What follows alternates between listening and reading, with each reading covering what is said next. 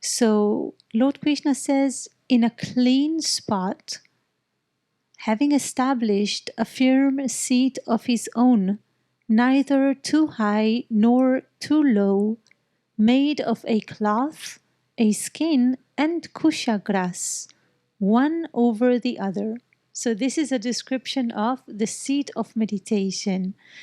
And Swami Shivananda explains about the actual the description here of spreading the kusha grass, which is a special kind of grass which is used for meditation, all the layers that Lord Krishna here prescribes. Swami Shivananda says, spread the kusha grass on the ground first. Over this, spread a tiger skin or deer skin. And over this, spread a white cloth. So, not very easy to get deer skin or tiger skin nowadays. Traditionally, yogis would sit on this. Of course, yogis practice ahimsa, non-violence. So the skin would be of an animal which died a natural death. The idea behind this type of seat is simply to insulate the body, to insulate it from the earth, from the ground. So, of course, some cotton or wool will also do the work, or a cushion like we're sitting on right now in this satsang hall. But the idea is to maintain the energy which is being accumulated in the body during the practice of concentration and meditation. We don't want it to flow out of the body. Therefore, we separate the body from the earth by using a proper seat. We also take other measures in order not to allow this energy to dissipate, right? We are locking our body. We are sitting with our legs crossed. We are using chin mudra. A mudra is a lock. This is in order to allow the prana, the life force which is accumulated during concentration, to remain within the body, because the prana needs to, through concentration, be able to go up through the chakras, up to the higher chakras, and allow higher states of consciousness. So this is why we use a special seat. Then Swami Shivananda explains clean spot, because Lord Krishna says in a clean spot, right? Having established a firm seat of his own, where in a place which is clean. Swami Shivananda says, sit on a naturally clean spot such as the bank of a river, or make the place clean wherever you want to practice meditation. So this is very important. The place needs to be sattvic. The place needs to be clean. So if we're meditating at home, we need to make sure that wherever we're meditating, whichever room or corner it may be, it should be clean. Not only the place, in fact, Swami Shivananda does not mention it here, but he mentions it in other places.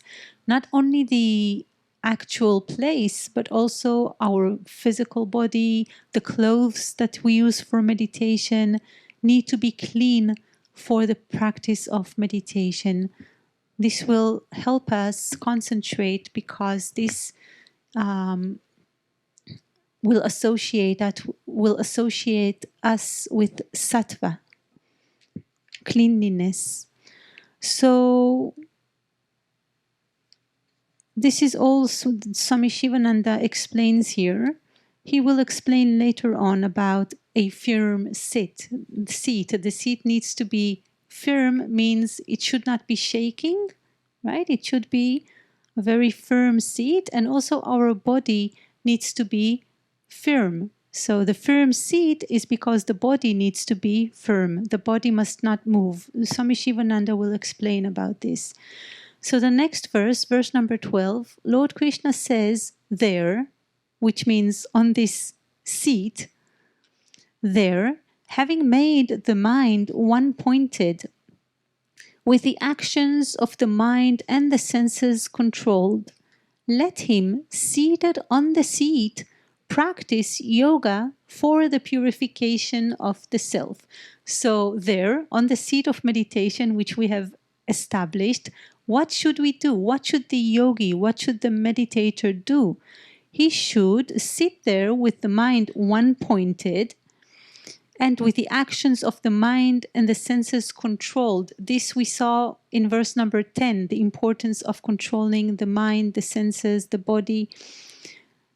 He should sit there and practice meditation. The word yoga here means meditation. Practice yoga.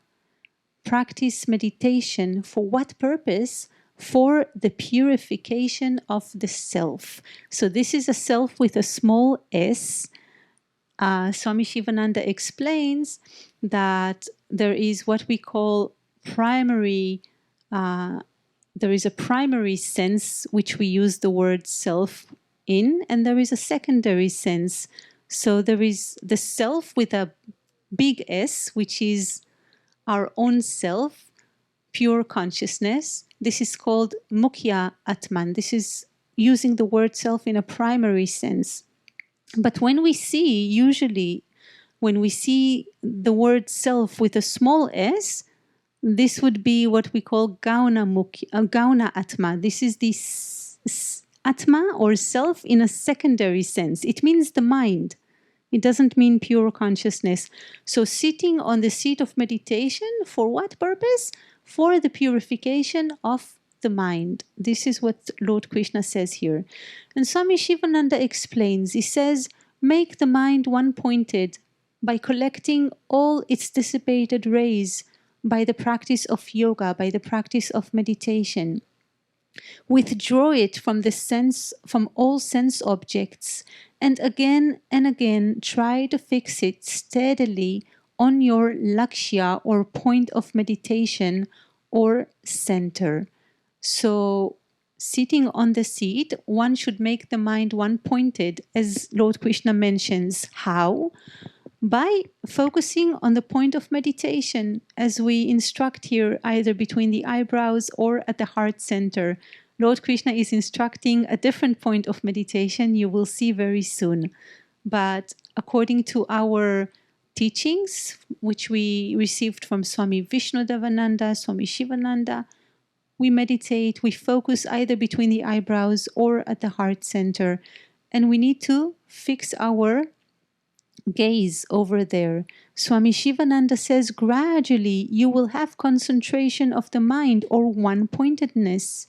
You must be very regular in your practice. Only then you will succeed. So Swami Sivananda now explains the importance of regularity and also of introspection and self-analysis. He says regularity is of paramount importance. You should know the ways and habits of the mind through daily introspection or self-analysis or self-examination. So yesterday we heard what Swami Sivananda has to say about regularity. Swami Sivananda explained the practice of meditation must be regular. It must not be just a few minutes here and there, but constantly we must practice every single day. And now he also adds self-analysis, introspection. He says here, when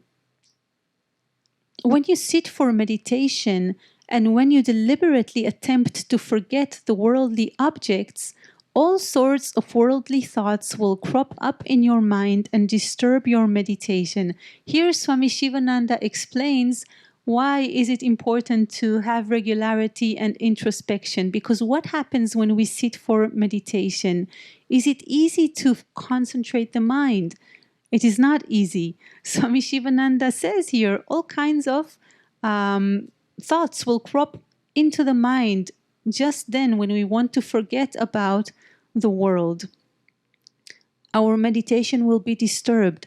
He says you will be quite astonished. Old thoughts that you entertained several years ago and old memories of past enjoyments will bubble up and force the mind to wander in all directions.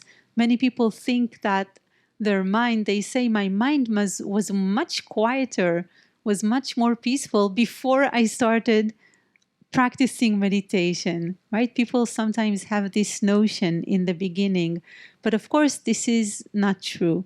See, it is just because when we sit for meditation, we're actually able to introspect better. We can see actually what is going on in the mind, right? So many thoughts, so many emotions. And when we try to concentrate, we actually can see it. So Swami Shivananda says, you will find that the trapdoor of the vast subconscious mind is opened, or the lid of the storehouse of thoughts within is lifted up, and the thoughts gush out in a continuous stream. The more you attempt to still them, the more they will bubble up with redoubled force and strength. So during the practice of meditation, we should not force the thoughts out. You see, Swami Shivananda recommends remain as a silent witness. Just watch the mind, watch the thoughts, allow the thoughts to arise and subside, just as waves in the ocean do. And just by watching, just by being aware of the thoughts, you will be able to quieten the mind. Swami Shivananda says, be not discouraged, nil desperandum, never despair. Through regular and constant meditation, you can purify the subconscious mind and its constant memories.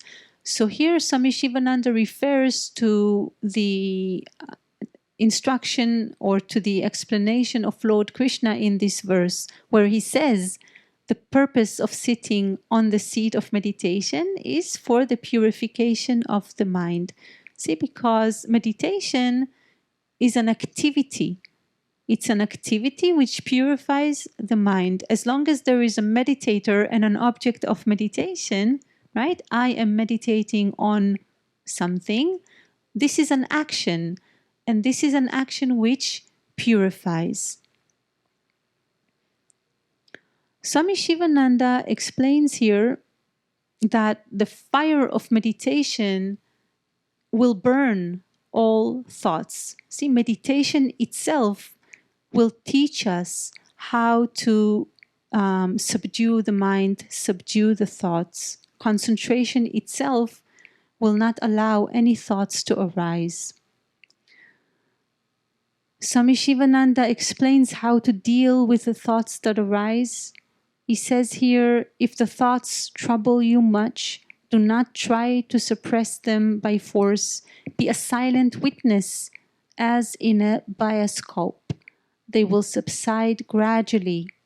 Then try to root them out through regular, silent meditation. So when the mind becomes more serene, more quiet, then we can actually gently remove the thoughts and concentrate. Swami Shivananda goes on to explain about introspection, how important it is for mind control. He explains here that through the practice of meditation, we actually learn to see the way the mind works, how the thoughts arise, how they subside, how the mind tends to think, where does the mind take us. So through this type of introspection, which is achieved by the practice of concentration, we will be able to know the mind better. If you know your enemy, you can subdue it, right? This is what Swami Shivananda explains about the mind. We need first of all to know the mind and how it works. Then we can actually begin to control it. In verse number 13, Lord Krishna is describing the pose or the asana and the gaze, the drishti. He says, let him, the meditator, let him firmly hold his body, head and neck erect and still, gazing at the tip of his nose without looking around. So Swami Shivananda explains here, you cannot practice meditation without a firm seat. if the body is unsteady, the mind also will become unsteady. There is an intimate connection between the body and the mind. Then Swami Shivananda says you should not shake the body even a bit. You should attain mastery over the asana or asana jaya by daily practice. Mastery over the asana of meditation, the meditative posture. So there is an intimate relation between the body and the mind. This is why we try not to move while practicing meditation. This is also why when we have to move during the practice of meditation, the movement should be very slow, gentle, and then we should resume the posture as soon as we can. The body should not be shaken too much. So as Swami Shivananda explains, if the body shakes, mind also goes into motion.